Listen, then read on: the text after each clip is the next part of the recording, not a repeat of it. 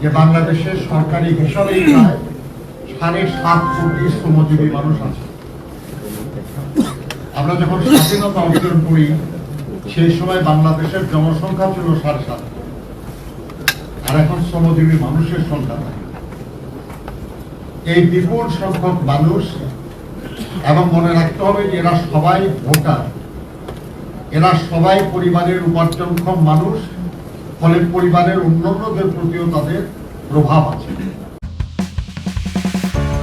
মায়ের মমতা আমি বুঝি, মমতা আটা ময়দা সুজি, স্বাদে গুণগত মানে অতুলনীয়। এই ধরনের একটি জনগোষ্ঠী যে কোনো রাজনৈতিক বিবেচনায় গুরুত্বপূর্ণ, আর এইসব মানুষের কল্যাণ যে কেউ রাষ্ট্র পরিচালনার দায়িত্বে আসবেন তারা জনগণের জন্য যে কল্যাণ করতে চায় সেই কল্যাণ প্রয়াসের অংশ, গুরুত্বপূর্ণ অংশ। মনে রাখতে হবে যে একজন বেকারকে তার জীবন ধারণের সহযোগিতা করেন যিনি উপার্জন করেন। একজন ছাত্র ছাত্রীকে লেখাপড়ার দায়িত্ব তার যিনি উপার্জন করেন, অর্থাৎ শ্রমজীবী।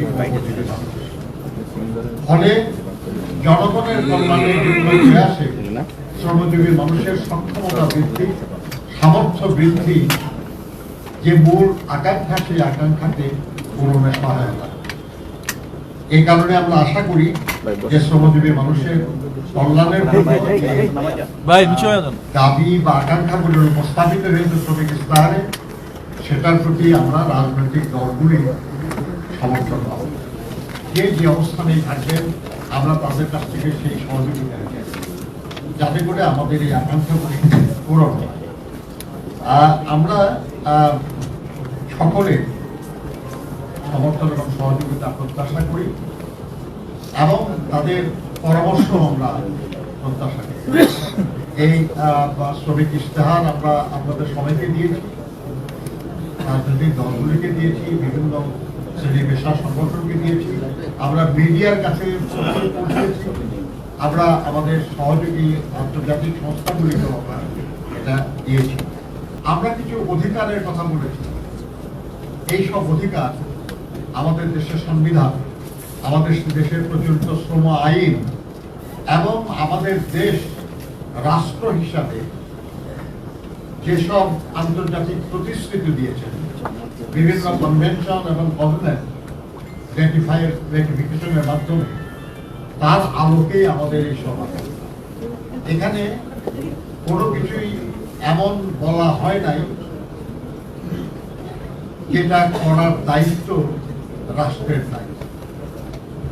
রাষ্ট্রের দায়িত্ব আছে এসব করা, কিন্তু দুর্ভাগ্যক্রমে বহু বছর, বহু যুগ রাষ্ট্র এই দায়িত্ব পালন করেছে। আমরা আশা করব যে পরিবর্তিত পরিস্থিতিতে যারা এই দায়িত্ব পাবে তারা রাষ্ট্রের এই অনিবার্য দায়িত্ব পালনের উদ্যোগ নেবেন। JTV, বিশ্বাসে আস্থায় অবিচল।